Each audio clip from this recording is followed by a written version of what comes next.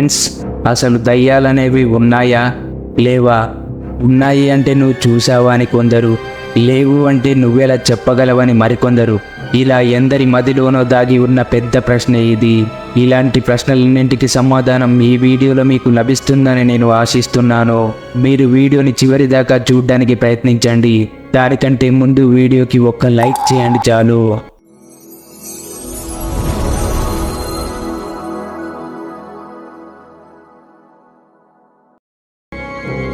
పూర్వం దేవుళ్ళు, దేవతలు, రాజులు, రాజ్యాలు ఉన్నాయన్నవి ఎంత నిజమో, రాక్షసులు, భూతాలు ఉన్నాయన్నవి కూడా అంతే నిజం.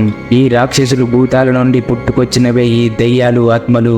పేర్లు వేరైనా వాటి రూపురేఖలు, జనాలను భయభ్రాంతులను చేసే వాటి రాక్షసత్వం ఒక్కటే. నిజానికి త్రేతాయుగంలో దయ్యాలు విచ్చలవిడిగా ఉండేవి. వాటి రాక్షసత్వానికి అడ్డు అదుపు లేకుండేది.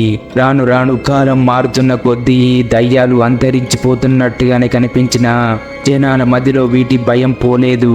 అనుకోకుండా ఏదో వింత వింత ఆకారాలు కనబడ్డట్టు, ఒళ్ళు జర్దరించేలా వింత వింత శబ్దాలు వినబడ్డట్టు, దారిలో వెళ్తుంటే వెనకాల ఏదో తరుముతూ వస్తున్నట్టు మన మదిలో ఏదో తెలియని బెరుకు. ఈ భయాలే మన మదిలో నమ్మకాలుగా నిలిచిపోయాయి. ఇవి ఒక నమ్మకంగా భావించే జనాల మనసులోంచి భయాన్ని తొలగించడానికి ఎందరో మేధావులు నిర్ధారణ కోసం పలు పలు చారిత్రాత్మక కట్టడాలలో, పురాతన కోటల్లో, మరెన్నో పాడుబడ్డ బంగళాలలో వన్నులో వెనుక పుట్టించే స్వరాలను కనిపెట్టడానికి వెళ్ళి తిరిగి రాలేకపోవడం ఒక ఆశ్చర్యం. ఇలాంటి సంఘటనల వల్లే ప్రజల మదిలో మరింత భయాన్ని, దయ్యాలున్నాయనే నమ్మకాన్ని మరింత బలోపేతం చేసేశాయి. ఇప్పటికీ ఎందరో సైంటిస్టులు కూడా వీటి ఉనికిని కనిపెట్టలేకపోయారు. ఎక్కడ వాటిని పట్టుకున్నట్టు ఆధారాలు కూడా లేవు. కానీ కొన్ని ప్రదేశాలలో దయ్యాలు ఉన్నట్టుగా కెమెరాలలో చిత్రీకరించి అక్కడక్కడ సోషల్ మీడియాలలో వదులుతుంటారు. అంతేకాకుండా మన ఇండియాలోని ఈ టాపిక్ పై ఎన్నో సినిమాలు చిత్రీకరించారు. కొన్ని ఇంగ్లీష్ మూవీలలో కూడా వీటి గురించి క్లుప్తంగా మనకి వివరిస్తుంటారు. ఎంతైనా అవి కల్పితాలుగా కొందరు భావించినా నిజాలుగా మరికొందరు భావిస్తుంటారు.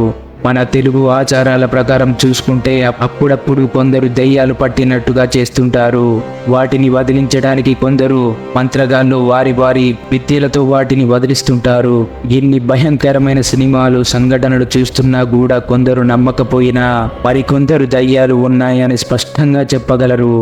మనలో చాలా మంది ఇవి ఉన్నాయని నమ్ముతూనే ఉంటారు. నిజానికి ఉన్నాయని ఎక్కడా నిర్ధారించలేకపోయినా మన నమ్మకాలను ఆచరిస్తూ ముందుకెళ్లడమే ఉత్తమమని నా అభిప్రాయం. ఎందుకంటే సైన్స్ కూడా అంతు చిక్కని ప్రశ్న ఇది.